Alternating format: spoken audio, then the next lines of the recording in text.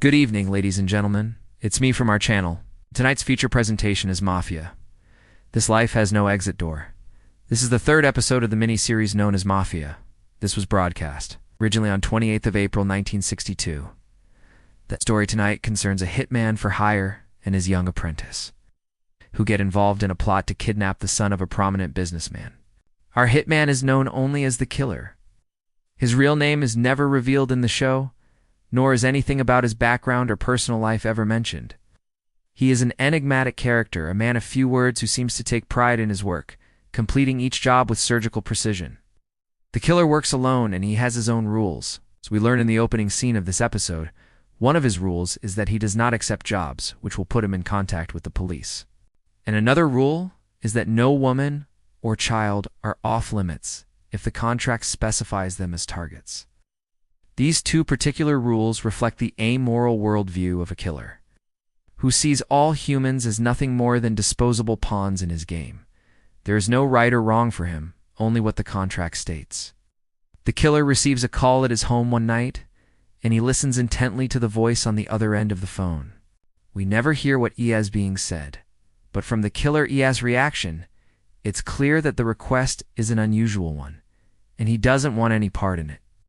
After hanging up the phone, he sits down with a drink and reflects on his decision.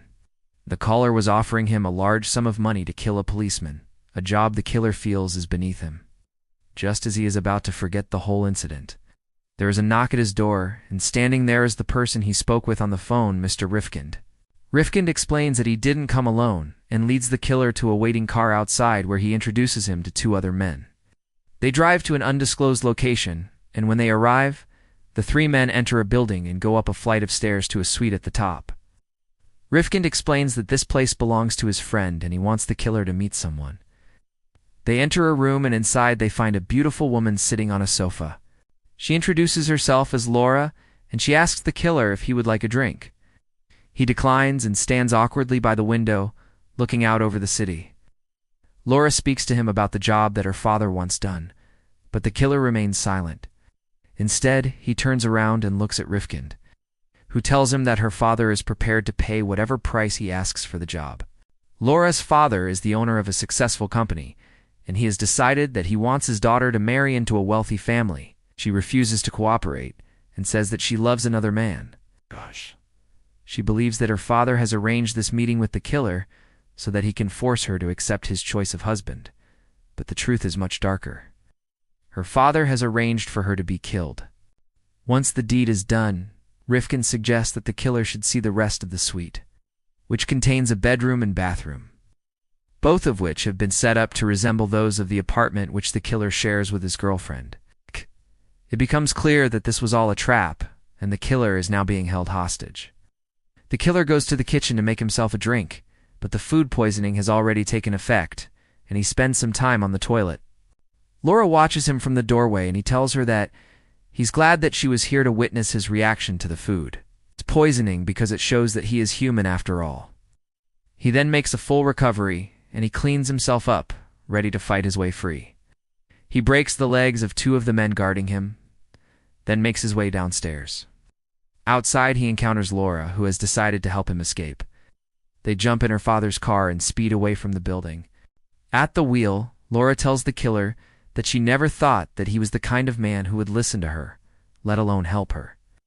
The Killer replies that she was wrong about him. When they stop at traffic lights, a man jumps out of a following car and fires a shot towards them. The Killer wrestles with the man for possession of his gun, but the man manages to shoot him twice in the shoulder before driving off. The Killer, bleeding heavily, collapses onto the seat beside Laura.